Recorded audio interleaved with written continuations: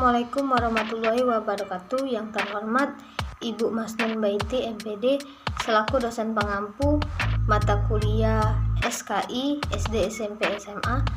Perkenalkan, saya Rahma Anggraini dengan NIM 2030202225. Baiklah, langsung saja. Yang pertama yaitu A. Teori masuknya Islam ke Asia Tenggara. Sejak abad pertama, kawasan Asia Tenggara, khususnya Selat Malaka, sudah mempunyai kedudukan yang sangat penting dalam kegiatan pelayanan dan perdagangan inti internasional yang dapat menghubungkan negara-negara di Asia Timur Jauh, Asia Tenggara, dan Asia Barat. Masuknya Islam berbagai wilayah di Asia Tenggara tidak berada dalam satu waktu yang bersamaan, tapi berada dalam satu kesatuan proses sejarah yang panjang. Kerajaan-kerajaan dan wilayah itu pun berada dalam situasi politik dan kondisi sosial budaya yang berbeda-beda. A. Keberadaan pedagang-pedagang di Asia Tenggara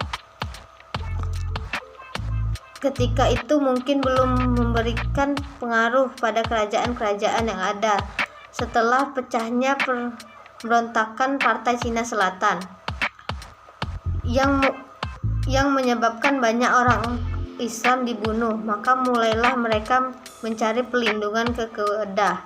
Ada beberapa teori kedatangan masuknya Islam ke kawasan Asia Tenggara, seperti teori kedatangan Islam ke Asia Tenggara dari Arab, Cina, dan India. 1. Kedatangan Islam ke Asia Tenggara dari Arab dikemukakan oleh John.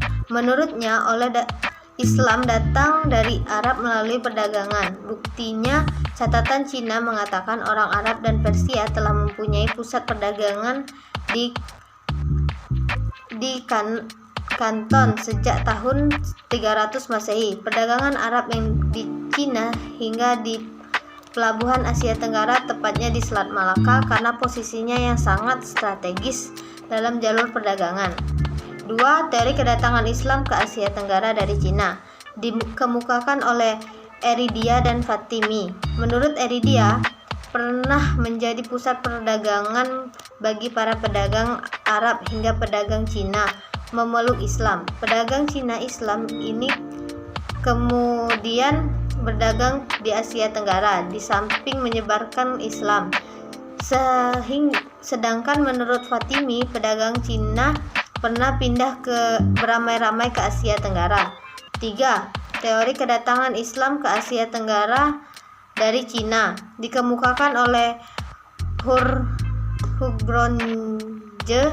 Menurutnya, Islam datang dari India dan Partai Coromandel India. Hubungan dagang Asia Tenggara dan India telah terwujud sejak lama. Hal ini diberikan peluang bagi pedagang Islam India untuk menyebarkan Islam. Cara dan datangnya perkembangan Islam di Asia Tenggara. Menurut Uka Jandrasasmita, saluran-saluran Islami yang berkembang ada beberapa, yaitu 1. Saluran perdagangan. Para taraf permulaan proses masuknya Islam adalah melalui perdagangan.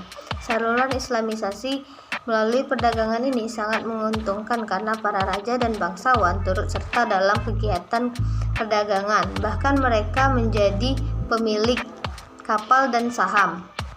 Perkembangan selanjutnya, mereka kemudian mengambil alih perdagangan dan kekuasaan di tempat-tempat tinggalnya. 2. Saluran pernikahan. Dari sudut ekonomi, para perdagangan Muslim memiliki status sosial yang lebih baik daripada kebanyakan pribumi, sehingga penduduk pribumi, terutama putri-putri bangsawan, tertarik untuk menjadi istri.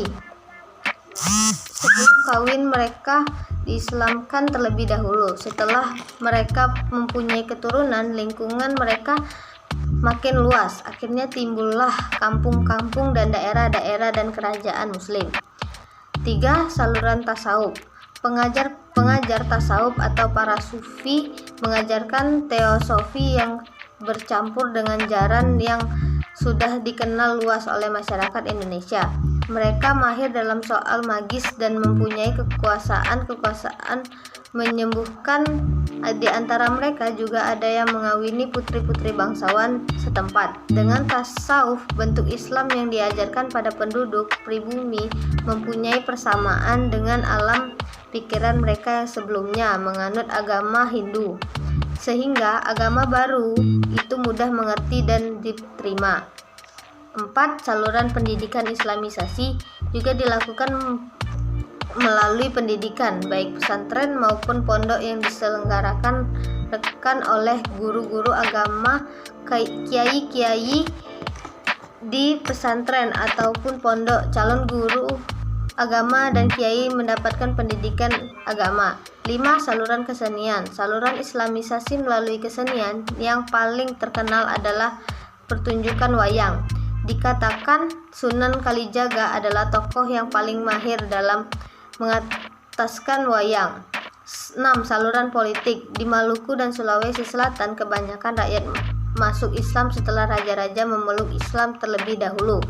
Pengaruh politik raja sangat membantu tersebar Islam di daerah ini. Di samping itu, baik di Sumatera dan Jawa maupun di Indonesia bagian timur, demi kepentingan politik, kerajaan-kerajaan Islam memerangi kerajaan-kerajaan non-Muslim. Kemenangan kerajaan Islam secara politis banyak menarik penduduk kerajaan bukan Islam itu masuk Islam. Untuk lebih memperjelas bagaimana proses masuk agama Islam di Asia Tenggara ini, ada 3 teori diharapkan dapat membantu menjelaskan tentang menerima Islam dan sebelumnya. A. Menekankan para kaum pedagang yang telah melembangkan diri mereka di beberapa wilayah pesisir Indonesia dan wilayah Asia Tenggara yang lainnya, yang kemudian melakukan asimilasi dengan jalan menikah dengan beberapa keluarga pengusaha lokal yang telah menyumbangkan peran diplomatis dan pengalaman internasional. Terdapat perubahan perdagangan dan para penguasaan pesisir. B. Menekankan para kaum misionari dan Gujarat dan Begal dan Arabia. C. Lebih menekankan makna agama Islam bagi masyarakat umum daripada bagi kalangan elit pemerintah. C. Tahapan-tahapan perkembangan Islam. 1. Kehadiran para pedagang Muslim 7-12 Masehi.